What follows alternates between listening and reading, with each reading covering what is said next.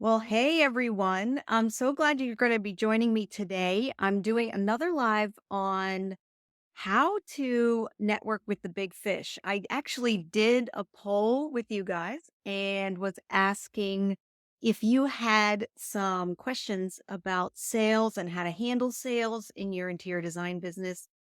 And this question actually came up. So it was really interesting because it seems like a very maybe simple question, but it actually has so many different parts to it. So I thought this would be an excellent one to talk about. So I also want to tell you guys, I'm so excited and I'm also a little stressed today because I'm going to be doing the Sales for Introverts workshop tomorrow. It's a free workshop. If you don't know about it, I've been talking about it for weeks and weeks and weeks. And it's actually happening tomorrow. So I'm really excited about it. I'm also a little stressed because, of course, putting the final finishing touches on that.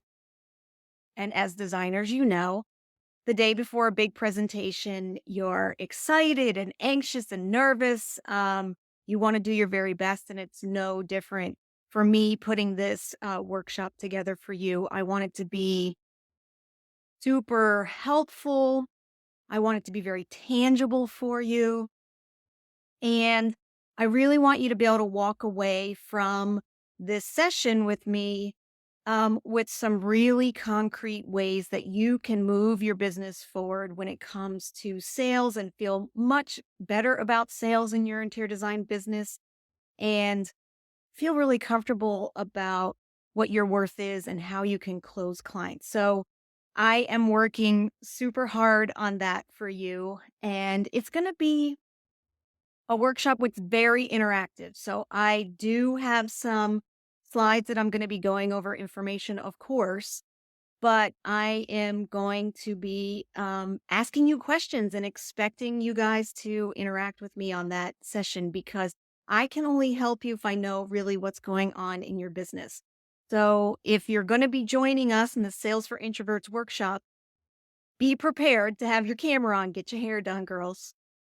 Put your makeup on or whatever. Actually, we're in a no judgment zone here where, when I coach designers, I'm here to give you value and to help you and to hear what you have to say, not judge what you're wearing or what's going on there. So just wanted to let you know that. So if you're coming, be prepared to get on camera and let's have some great conversations. The other thing is if you haven't signed up, go ahead to the link in my bio. You can go ahead and get that, or in the show notes if you're listening to this on the podcast.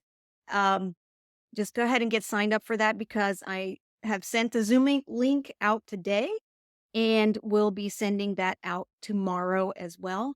If I didn't mention, it's at 9 Pacific and 12 o'clock Eastern tomorrow. We're going to spend a couple hours together, and we're going to be chit chatting. So anyway, super excited about that. A little stressed, but one of the things that I wanted to say is I have to thank my coach for pushing me to do these things because this is the wonderful value of a coach. I would have probably not done this live today. And because I was like, I've got other things to do and to be accountable to me and to continue to talk about this program because it's really here to help you. And I want to do that. I'm here on the live today. And so today we're going to be talking about how to network to get the big fish. And I'm using the words that were given to me by a designer who said, "Listen, I need help with this. Can you help me figure this out?" And I suspect that some of you are also feeling this way. You're just trying to figure out where the heck are these great clients? Like, where are these clients that have the deep pocket? That money isn't an issue, that maybe has multiple homes that they live in, or they travel a lot. So those are the type of clients that we love, right? The ones that basically this is every designer's dream client is you know the client who has there's money is no object, there is no budget. Well, there's a couple caveats that I want to talk to you guys about that because even though those clients are out there, and I do have a lot of those clients, those interior design clients myself, they still, they're not just like, just go, just go and come back to me and I'll pay the bill and it's done. They are there's certain traits of these people that I want you guys to be thinking about as you're looking to go and try to find the big fish in your area. So, first of all, most of them tend to be entrepreneurs or they tend to be executives that are very, high up in the companies that they are in. So, that's the type of person that you're going to be looking for. Um as a side note, most of them are self-made. So, they've worked really hard for their money. They came from modest means and they created where they're at now. So, also something great to remember. And then the great thing for you guys is they really value other entrepreneurs because they know how hard it is to grow a business, to create wealth, to get clients, to keep clients, to service clients really well. They know all about that and they totally respect it. So when you're looking for these big fish, I want you to be remembering that so many of us shy away from the fact that we have small businesses. I would say most designers have businesses, 5 or less. And I would like to hear for those of you who are on, like how many people are in your business? Is it one, three, five? Do you have a small business? And um, I just think that this is an important thing for us to be talking about when we're trying to do business with these types of people. So do not hide behind the fact that you have a small business. Be proud and be loud and proud because they know how hard it is. Here's the other thing that I want you to be aware of is that when you're dealing with that affluent client, they don't want to be taken advantage of. So many people just throw numbers out there because they know that someone has means and they figure they can just afford it.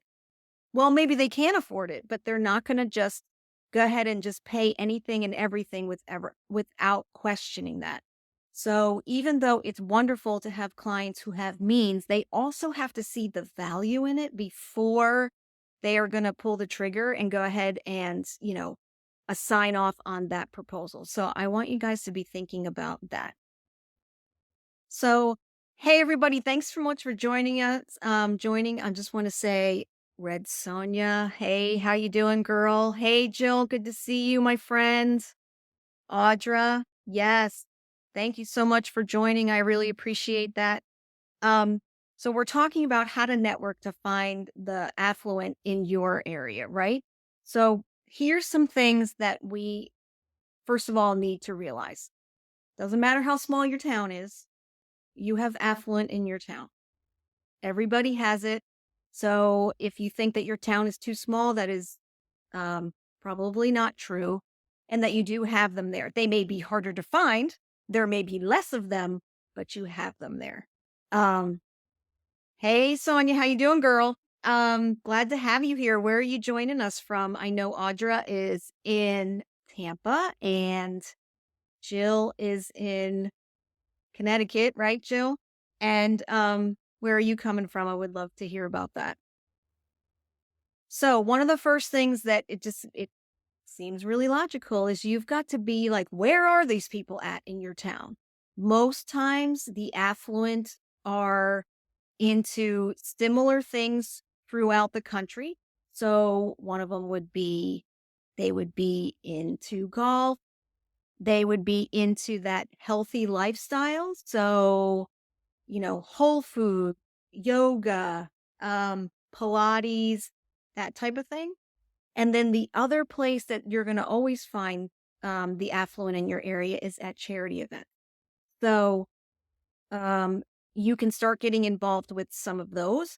Maybe there's a Habitat for Humanity in your town or another charity that's really close to your heart. I know a couple of my designer friends are very active in with animals and animal rights in their town, and they do a lot of work there. So that's also a very near and dear area to the affluent in your town. Oh, Sonia, you're in Tampa. We'll say hi to Audra. She's in Tampa too. You guys know each other. You should check it out. If not, you guys should connect after this. So where are they at? You have to think about where are they going to be hanging out? And how can you be in those situations? Probably the easiest for you would be to obviously get involved in things that you love. So if you love golf, then start getting involved in golf because they're going to be there. If you love charity events, start getting involved in charity events because they're going to be there. Same with all the other things that I mentioned earlier. So, first of all, it's where are they at?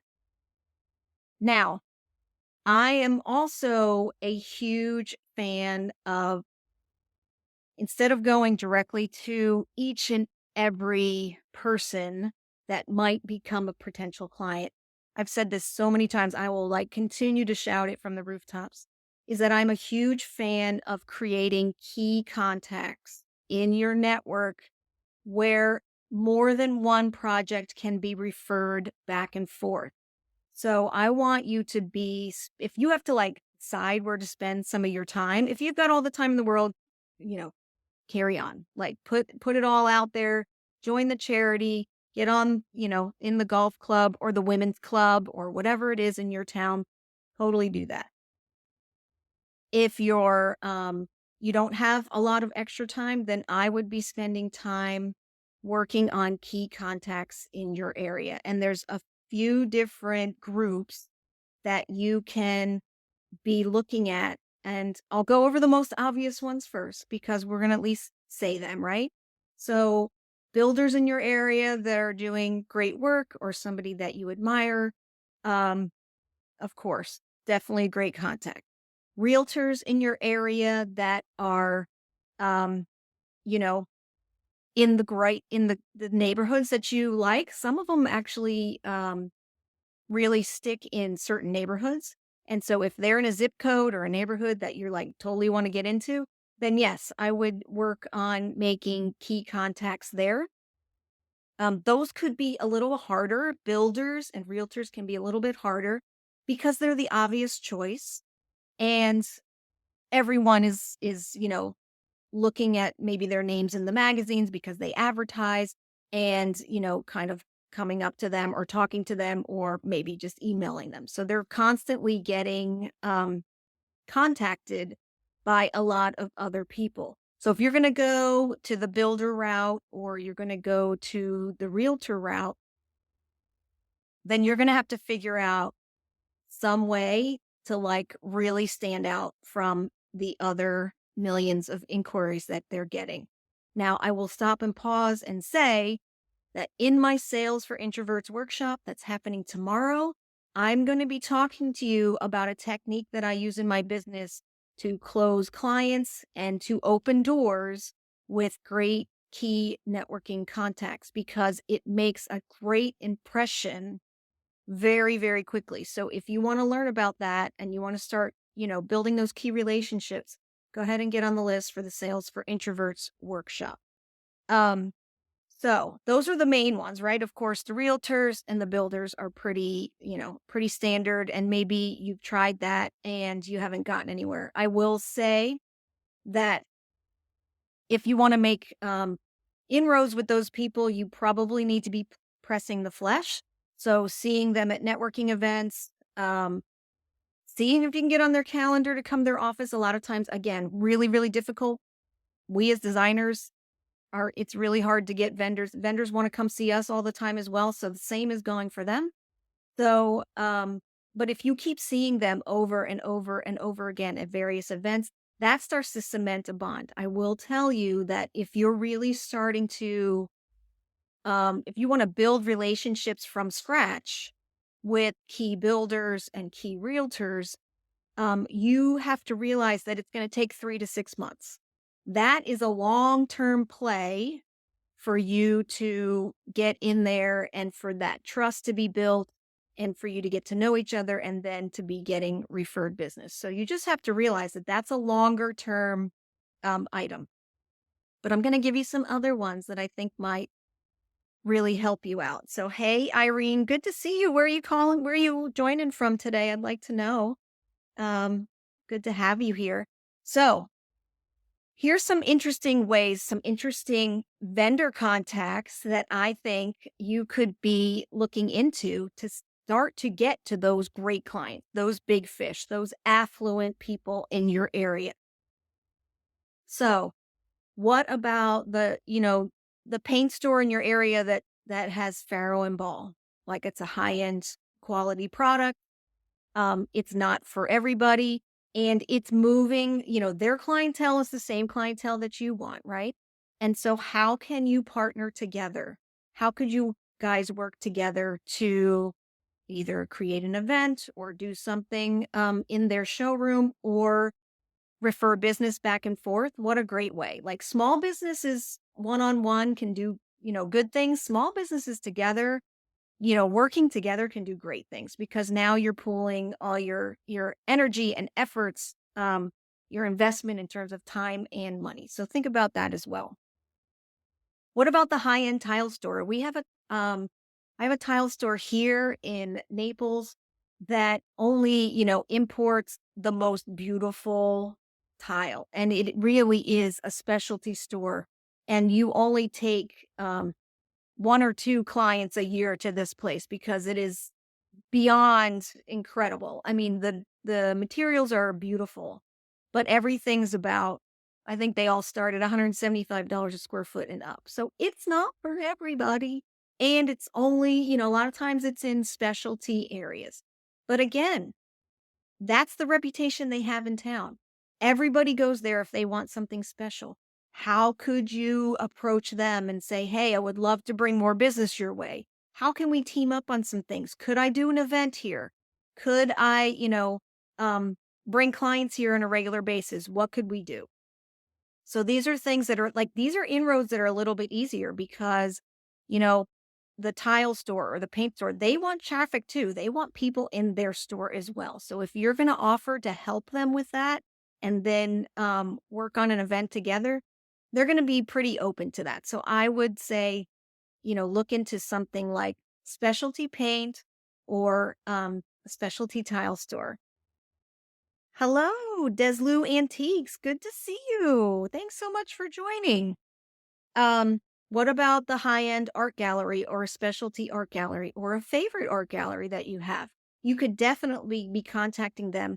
Artists are contacting me all the time about how to work with me and how to help me with their clients. What if you teamed up with a really fantastic art gallery or sculpture gallery or glass blowing artist, some artisan in your area and did an event there? That would be incredible. Because also people are looking for, especially the affluent, they are looking for different things, things that not everybody has. So that appeal of seeing something that's unusual or different could really, really help you. Of course, trade associations, you definitely want to be involved in some of your trade associations and getting involved with your vendors there, the builders, architects, maybe Green Building Council, women in construction. A lot of my coaching clients have found some really great contacts in women in construction. So you could definitely be looking into these types of organizations in your area. Also, what about the specialty lighting store? Like we kind of talked about glass blowing, but we have a couple of places here where I am that do custom, fully custom light pieces, one-off pieces. What an interesting way to have an event or to talk to them. And we're going to talk about a couple different ways that you could partner up with someone. But specialty lighting, really incredible. And we all, as designers, just love that lighting, right? We know that that makes such a difference in so many spaces. Hey, Rebecca, good to see you. Where are you coming in from? So glad to have you here today. We're kind of talking about different people, different types of contacts within our network that we can go to start partnering with to get in front of that affluent client, not just the builders and the realtors in our area, but some other specialty stores like the specialty paint store, high end tile store where everything is either imported or it's brought, it's just all in the higher price range. Um, a specialty art gallery or glass blowing place. Of course, we talked about trade associations. We just mentioned those beautiful lighting galleries would be incredible. What about your high end plumbing store? Um, you could definitely be bringing doing an event there or bringing somebody there or talking about those beautiful pieces because those are intriguing. Like those are interesting. That's the stuff that not everyone's going to see. And so they want to hear about that because that is you as a designer can bring all these incredible um, materials and sources to them. And, I think I just said plumbing, so we've got all of that.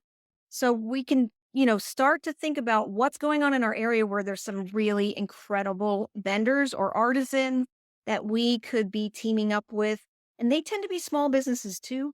So they get it. They are also looking for ways to get in front of more clients and to get in front of you as a designer as well. Like they want to make these connections. So they're going to be more open to talking to you. So I think these are great ways to go. Here's some like kind of wacky ones that I think nobody ever thinks of, but this could be really great, you guys. What about a luxury travel agent? So the affluents are always traveling all over the place. They're always going to amazing places and interesting places. What if you had a luxury travel agent in your area that you could team up with? Either again, you could do an event, you could do an interview. There's so many great ways that you could bring them into your world. And again, they're dealing with the type of people that you want to work with, and you are as well. So they would be more open to talking to you and trying to figure out ways to work together. Hey, Janet, good to see you, girl. Glad to have you here. Tell me where you guys are coming from. I would love to hear that. And just to take a minute, if you haven't signed up for my Sales for Introverts workshop, it's coming up tomorrow. We're going to be talking about tools that you can use to better close clients, but not only close clients, but open doors with these great networking contacts. So I want to make sure that if you want to be there, it's tomorrow at 9 Pacific and 12 Eastern. Go ahead and check the link in my bio or the show notes, and you can get on the list because the Zoom links have already gone out, and there will be another set of emails tomorrow with those Zoom links. I would just love to see you there and kind of find out what's going on with you and what's happening with your challenges in getting clients and closing clients. So, again, to get back to some of the wacky and weird and kind of fun people that we could be reaching out to in our area to start, building that network to get referred these wonderful affluent clients. So, high end travel agents. What about a jewelry store? That's doing some amazing work there. Again, custom jewelry or maybe they have pieces that they're reselling, like estate pieces or something like that. These things are all like really cool, interesting, all relates back to design and beautiful craftsmanship, all the things that we want, right? All the clients that appreciate all those things. That's the type of clients we want, right? You could definitely get with a yoga studio or a Pilates studio. Again, there could be millions in your area, but maybe there's only one or two really beautiful high end ones that are doing something different or doing beach yoga or whatever it is. Think about that. So you want the ones that kind of stand out to you that are a little bit different because they're going to also stand out to your client. Here's the other one is, like the local Ferrari dealer or, any kind of beautiful cars, beautiful yachts, beautiful boats, any of those things. Again, these things are really, really interesting to, the affluent in your area. Now, some of the things that I wanted to give you some ideas for this is, of course, you could do something in person, which is you could do an event, you could do a trends event or something like that, or you could marry the two things together. How trends in jewelry are now translating to interior design, anything like that. You could also do a panel discussion where you brought in a few other people in your trades that you wanted to support and talk about just what's happening in the industry, things to look for when you're renovating or building. Any of those things would be incredible. Um, then you could also do something like a specialty event in conjunction with all the things that we talked about earlier is like the type of sports and things that these people like to do, like golf and things like that. So you could do an event all masters themed, like around that, a big sporting event, big golf event, something like that. You could also do like an Oscars red carpet event. Again, teaming up with multiple smaller vendors. If you guys pull together, you could pull off a really incredible event. And here's the other thing, if you have a small list of clients, let's just say you had 10, you have 10 clients, and you have five other vendors with 10 clients. Now you're talking 60 people as opposed to 10 people. So it also broadens your reach in terms of getting you in front of some different kind of people. So you could do something like a red carpet event or anything like that. Now, if you wanted to do something online, which I encourage you guys to get online and be doing videos and interviews and things like that, because it's so incredibly powerful, because people don't have to go somewhere, and they will more than likely show up more than likely.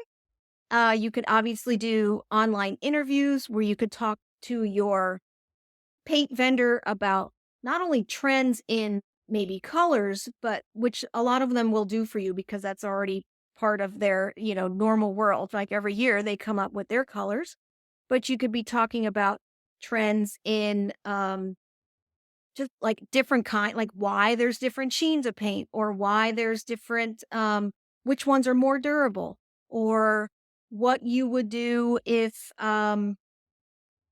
I just lost my train of thought. Welcome to the time of my life. But just different things that they can do to understand like what's going on with that vendor. So of course, colors is always a big one, and you can talk about like, for farrow and ball, like why is it green? What does that mean? All of those things, like how that impacts the built environment, right?